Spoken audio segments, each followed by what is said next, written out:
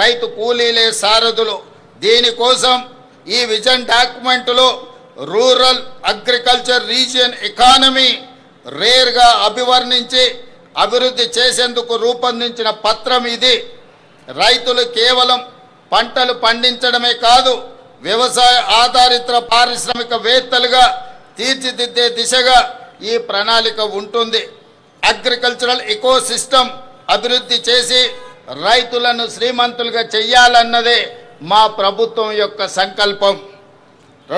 2025-26 అంచనాల ప్రకారం మన ఆహార ధాన్యాల ఉత్పత్తి రికార్డు స్థాయిలో ఉంది. 2,36,00,000 మెట్రిక్ టన్నులుగా నమోదైంది. ప్రజాప్రభుత్వం అందిస్తున్న ప్రోత్సాహకంలో వరి, మొక్కజొన్న, పత్తి పంటల విస్తీర్ణం గణనీయంగా పెరిగింది. పశు సంపద, మత్స్య రంగాలు గణనీయమైన అభివృద్ధిని సాధించాయి. రైతులు విభిన్న పంటల ఉత్పత్తితో తెలంగాణను సకల పంటల క్షేత్రంగా తీర్చిదిద్దాల్సిన అవసరం ఉన్నది. తెలంగాణ భూమి నైసర్గిక స్వరూపం అన్ని రకాల పంటలు పండించడానికి అనుకూలమైన క్షేత్రం. ఈ వేదిక మీద నుండి తెలంగాణ రైతాంగానికి నేను విజ్ఞప్తి చేస్తున్నా, కొన్ని పంటలకే పరిమితం కాకుండా అన్ని రకాల పంటలను, కూరగాయలను, పండ్లను పండించడం ద్వారా తెలంగాణ రాష్ట్ర కీర్తి ప్రతిష్టల్ని ప్రపంచానికే చాటి చెప్పే అవకాశం ఉంది. ఆ దిశగా రైతులను ఆలోచన చేయవలసిందిగా నేను మనవి చేస్తున్నాను. ఈ రైతుల కార్యసాధకులు కావాలంటే అప్పు లేని పరిస్థితి ఉండాలి. అందుకే రైతుల నెత్తిపై ఉన్న అప్పుల భారాన్ని తగ్గించే ఉద్దేశంతో ఒకేసారి 2 లక్షల వరకు పంట రుణాల మాఫీ చేశాం.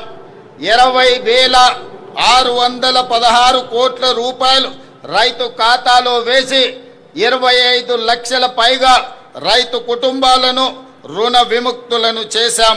వ్యవసాయానికి ఉచిత విద్యుత్తును కొనసాగిస్తూనే విద్యుత్తు పంపు సెట్లకు సౌరశక్తితో నడిచే పంపు సెట్లను ఏర్పాటు చేస్తున్నాం.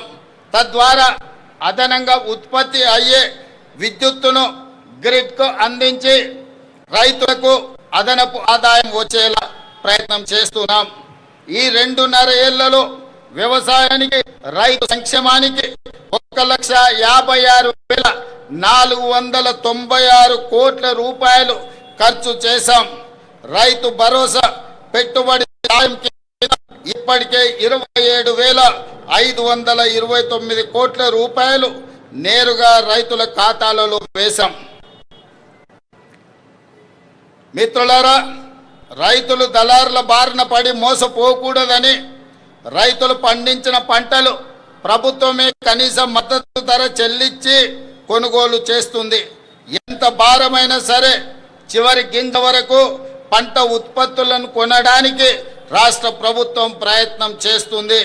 మేము అధికారం చేపట్టిన తర్వాత ఇప్పటి వరకు 2.5 ఏళ్లలో ధాన్యం కొనుగోళ్లకు 82,840 కోట్ల రూపాయలను ఇప్పటి వరకు రైతాంగానికి చెల్లించిన.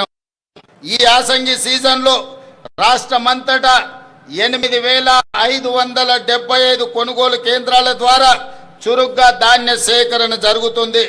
ఇప్పటి వరకు 63,65,000 మెట్రిక్ టన్నుల ధాన్యాన్ని కొనుగోలు చేయడం జరిగింది. సుమారుగా 11,903 కోట్ల రూపాయలను రైతుల ఖాతాలో జమ చేశాం. అకాల వర్షాల వల్ల ధాన్యం తడిసిపోయినా